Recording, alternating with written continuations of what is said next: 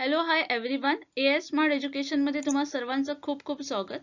आजचा जो लेक्चर आहे त्यामध्ये आपण MSc 2023 जे की 26 मार्चला होणार आहे त्यासाठी PYQs बघणार आहोत. आणि आजचा जो लेक्चर आहे त्यामध्ये आपण पीपल डेव्हलपमेंट अँड एन्व्हायरमेंट यासाठी PYQs बघणार आहोत, जे की फेब्रुवारी 2013 मध्ये झाले आहेत, जे की खूपच इम्पॉर्टंट आहेत. कारण खूप असे इम्पॉर्टंट जे टॉपिक आहेत त्या आजच्या लेक्चर मध्ये आपण डिस्कस करणार आहोत with the complete explanation. Okay, त्याआधी जर समजा तुम्ही माझ्या चॅनलला न्यू असाल आणि सबस्क्राइब केलेलं नसाल तर प्लीज सबस्क्राइब करून घ्या, जेणेकरून माझा येणारा व्हिडिओ तुम्हाला लगेच भेटून जाईल आणि याचा PDF पण तुम्हाला व्हॉट्सअपद्वारे शेअर केला जाईल. ओके, चला तर मग आजच्या लेक्चरला सुरुवात करूया. Reduction in earth ozone layer lead to. Question जो आहे तो फेब्रुवारी 2013 मध्ये विचारण्यात आला होता, ज्यामध्ये तुम्हाला प्रश्न असा होता की पृथ्वीवरील ओझोनचा थर विरळा होण्याचा परिणाम म्हणजे. ओके, ओझोन लेयरवर बेसिकली हा जो क्वेश्चन होता. त्यासाठी पहिला जो ऑप्शन आहे तो आहे increase in smoke concentration, second आहे increase in sea levels, third आहे increase in UV radiation on the earth surface, and last आहे reduction in ozone level on the earth surface. आता पहिल्यांदा याचं एक्सप्लेनेशन बघूया, त्यानंतर मी आन्सर सांगते. तर हे बघा, ozone layer.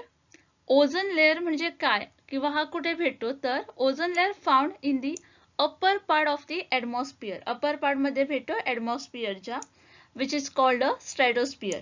Okay, the upper stratosphere consist of a considerable amount of ozone, which is also known as O3, which protect us from the harmful ultraviolet, that is UV radiation, okay, coming from the sun.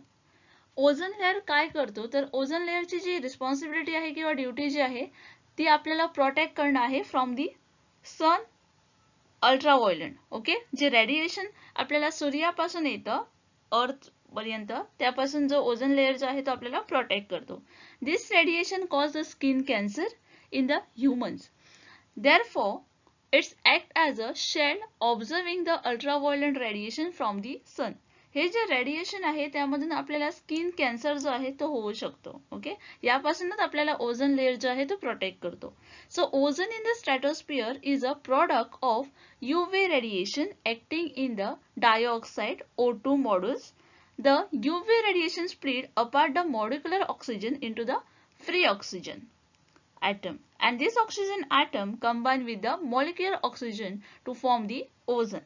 Okay, so UV rays are a highly injurious to living organisms, since the DNA and a protein of a living organism preferentially absorb UV rays and it high energy break a chemical bond within the molecules. The ozone gas is a continuously formed by the action of UV, that is a ultraviolet rays, on the molecular oxygen and also degraded into the molecular oxygen in the stratosphere. So, as a result, the reduction in the Earth ozone layer lead to an increase in ultraviolet radiation, that is a UV radiation on the Earth surface. Okay. So जे correct answer येईल ते येईल option number C. Okay, ज्यावेळी जो ozone layer आहे अर्थचा, ज्यावेळी तो reduce होईल त्यावेळी काय होईल, तर UV रेडिएशन जो आहे अर्थ सरफेस पर्यंत येणारा तो इन्क्रीज होईल. त्यासाठी जो करेक्ट आन्सर आहे तो आहे option number C. The following are alternate source of energy. Question जो आहे तो फेब्रुवारी 2013 च्या क्वेश्चन पेपर मध्ये विचारण्यात आला होता, ज्यामध्ये आपल्याला ऊर्जेचे पर्यायी सूत्र पुढील प्रमाणे असे काही ऑप्शन्स दिले होते, ज्यामध्ये सोलर होता, न्यूक्लिअर होता, विंड होता आणि सी वेव्स होता. आणि यासाठी आपल्याला काही कोड दिले होते. या कोड मधून आपल्याला करेक्ट जे आन्सर आहे ते इथे सिलेक्ट करायचं होतं. ओके, तर हे बघा, alternative source of energy. The source of energy other than the fossil fuel is called the alternative source of the energy. Okay, so it include all the renewable and the nuclear energy sources. The major advantage, or to make it different from the other sources of energy, is that it will never run out, as the fossil fuel are available on the earth in a limited quantity too. जे fossil fuel सोडून जे बाकीचे जे आहेत त्याला आपण alternative source of energy म्हणतो, ज्यामध्ये आपल्याला रिन्युएबल आणि न्यूक्लिअर एनर्जी जे सोर्स आहेत ते सारे काही इन्क्लूड आहे. आणि याची जर ॲडव्हान्टेज आपण बघायला गेलो तर फॉसिल फ्युएल्स आहे तो लिमिटेड अवेलेबल आहे. ओके, लिमिटेड क्वांटिटी जी आहे ती अवेलेबल आहे. पण अदर जे सोर्सेस आहेत ते काय आहे तर अनलिमिटेड आहेत. ओके, ज्यामध्ये आपल्याला सोलर एनर्जी बघायला भेटते. Most commonly known a source of a alternative energy, the solar energy is obtain from the sun. आता सोलर एनर्जी आपल्याला कुठून भेटते हे तर कॉमन सेन्स आहे, जे की आपल्याला सर्वांनाच माहीत आहे. करेक्ट, एवढं तर आपण शिकलोच आहोत याआधी. तर सोलर एनर्जी आपल्याला सन पासून भेटते. Solar energy is a non conventional source and a renewable source of the energy, as they are prone to be a deterioration over a time and aren't completely weather safe are a most drawback to the solar energy. त्यानंतर आहे wind energy. Okay, तर the cleanest and the most accessible source of the energy is the wind energy. It is also the entirely renewable. It best known as a less likely or could say never will run out of the wind. Okay, जे की natural आहे. Then आहे sea waves energy. The waves energy is the transport and the capture of the energy by the ocean surface waves. The capture energy is then used for a different kind of a useful work, including the electricity generation, water desalination, and the pumping of water. And the nuclear energy is produced by using the elements like uranium and the thorium, which could not be elded and have a limited amount of existence. इथे काय आहे तर limited आहे. आणि आपण जे पहिल्यांदा बघितले होते ते काय होते, अनलिमिटेड होते. Right? So nuclear energy is not a bad as a fossil free energy, but still it is not a considered an alternative energy source. Okay? So इथे जे करेक्ट आन्सर येईल ते येईल 1, 2 and last one, that is a 4. Okay, 1, 2 and 4. आता 1 to 4 जर आपण बघायला गेलो तर ते आहेत ऑप्शन नंबर बी मध्ये. सो करेक्ट आन्सर येईल option number B. CEE is an organization associated with. तर क्वेश्चन जो आहे तो फेब्रुवारी 2013 मध्ये विचारण्यात आला होता, ज्यामध्ये तुम्हाला CEE बद्दल विचारण्यात आलं होतं. ज्यासाठी पहिला जो ऑप्शन आहे तो आहे सिव्हिल इंजिनिअरिंग, सेकंड आहे एन्व्हायरमेंटल एज्युकेशन, थर्ड आहे कोस्टल एन्व्हायरमेंट अँड लास्ट आहे कॉमर्स अँड इकॉनॉमिक्स. तर it is centre for environment education, that is CEE. So CEE जे आहे ते एस्टॅब्लिश झालं होतं 1984 मध्ये as a centre for excellence of the ministry of environment and forest by the government of India. हे जे आहे ते तुम्हाला लक्षात ठेवायचं आहे. ओके, जर समजा एखादा प्रश्न विचारण्यात आला की कधी एस्टॅब्लिश झालं तर तुम्हाला आन्सर माहिती असणं खूप गरजेचं आहे. Okay, as a national institute CEE is responsible for to promote the environmental awareness. Okay, CEE developed the initiative program and the educational material and build the capacity in the field of education for the sustainable development.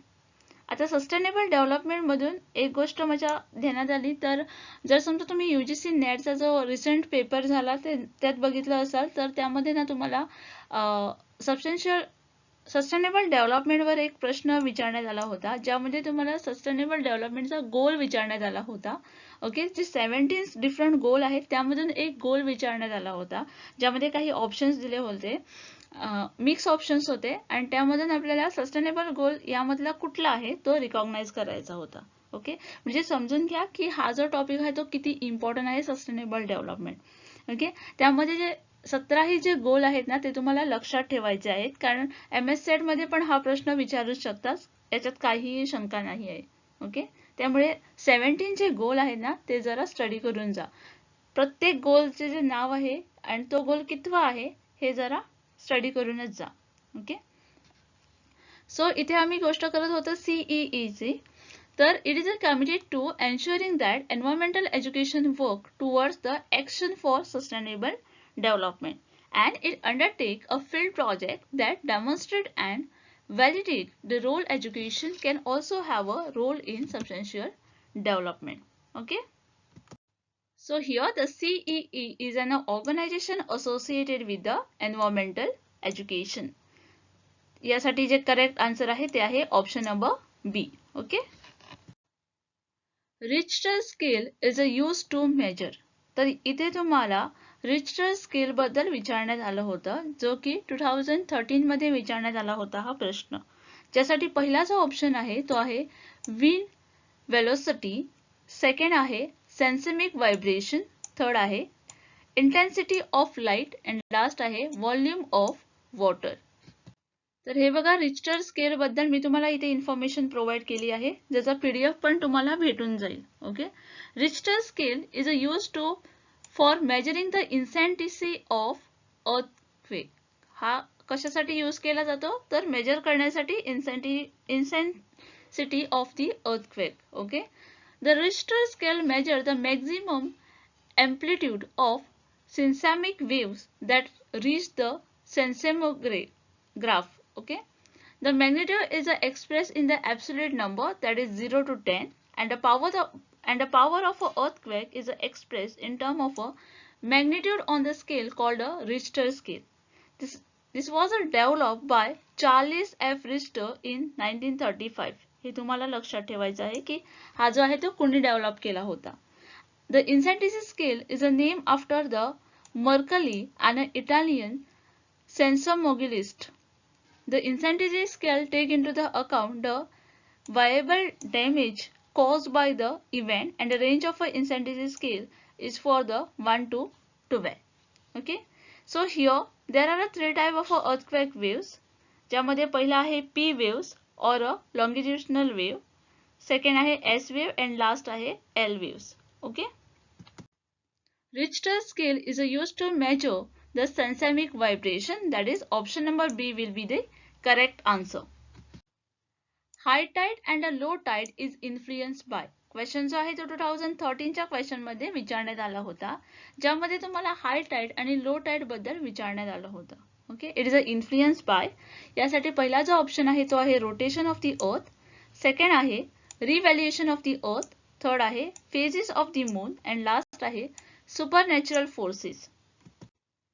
So here is the explanation. The periodical rise or a fall in the sea level once or twice a day, mainly due to the alteration of a sun and a moon, is called a tide. The tide कशासाठी म्हणतात हे आपल्याला इथे समजलं, right? The study of a tide is a very complex, specially and temporally, as it has a great vibration in the frequency, magnitude, and height. The moon gravitational pull to the great extent, and to the lesser extent the sun gravitational pull, are the major causes for the occurrence of the tide. Okay. तर इथे जे extra information आहे म्हणजे types of day tides आहे ते तुम्ही इथे read करून घेऊ शकता. ओके. इथे बघू शकता, जे इथे मी तुम्हाला एक्सप्लेन नाही करत आहे, पण याचा जो PDF आहे तो मी तुम्हाला प्रोव्हाइड करून देईन, जेणेकरून तुम्हाला इन्फॉर्मेशन जे आहे ते इझिली भेटेल आणि इथून तुम्ही ती रीड करू शकता. Okay. So from the explanation we can concluded that high tide and low tide is influenced by phases of the moon. So इथे जे आपले आन्सर येईल ते येईल option number C, that is phases of the moon is the correct answer here. Okay. The key controversy regarding the Narmada Dam project focus on. जो प्रश्न आहे तो नर्मदा डॅम प्रोजेक्ट वर बेस आहे, जो की फेब्रुवारी 2013 मध्ये विचारण्यात आला होता. ज्यासाठी पहिला जो ऑप्शन आहे तो आहे इलेक्ट्रिसिटी प्रोडक्शन, सेकंड आहे वॉटर डिस्ट्रीब्युशन, थर्ड आहे रिहॅबिलिएशन, अँड लास्ट आहे पॉवर्टी. तर हे बघा, Sardar Sarovar dam on the Narmada river is located in the village of Kevadia of the state of Gujarat. तर हा जो डॅम आहे त्याचं नाव काय आहे, तर सरदार सरोवर डॅम. ओके. जो की लोकेटेड आहे in the Gujarat state. The SDD is a 1210 metre long concrete gravity dam with the height of 163 above the deep foundation. हे जे काय आहे ते डीप इन्फॉर्मेशन आहे जे की तुम्ही इथून रीड करू शकता. Okay. 4 Indian states, that is Gujarat, Madhya Pradesh, Maharashtra, Rajasthan, receive the water and electricity supply from the dam. हा जो पॉइंट आहे तो इथे खूप इम्पॉर्टंट आहे, किंवा असं का बोलते मी, कारण जर समजा पेपरमध्ये तुम्हाला प्रश्न विचारण्यात आला की कुठच्या स्टेटमध्ये याचं जे वॉटर आहे ते रिसीव्ह होतं इलेक्ट्रिसिटी सप्लाय करण्यासाठी, तर ही जी स्टेट आहे ती तुम्हाला लक्षात ठेवायची आहे. ओके, ज्यामध्ये गुजरात, महाराष्ट्र, मध्य प्रदेश अँड राजस्थान इन्क्लुडेड आहे. Okay, Narmada dam controversy, the Narmada Bachao Andolan was led by the native tribe farmer, human activist and the environmentalist. It was a social movement against a number of a dam projects over a Narmada. आता ही जी आहे ती तुम्हाला extra information मी इथे provide केलेली आहे, जी की तुम्ही read करून घेऊ शकता. ओके, आपला जो प्रश्न आहे त्याचा जे इम्पॉर्टंट जो पॉइंट आहे तो हा पॉइंट आहे, जो की शेवटचा पॉइंट आहे. The Narmada tribunal aim to set up the 4 conditions regarding the resettlement and rehabilitation of those displaced by the dam. Okay, so rehabilitation is the key controversy regarding the Narmada project. हा जो आहे तो actual important आहे आपल्या आजच्या प्रश्नासाठी, कारण आपल्याला कॉन्ट्रोवर्सीवर प्रश्न विचारण्यात आला आहे. ओके, सो इथे जे करेक्ट आन्सर येईल ते येईल ऑप्शन नंबर सी.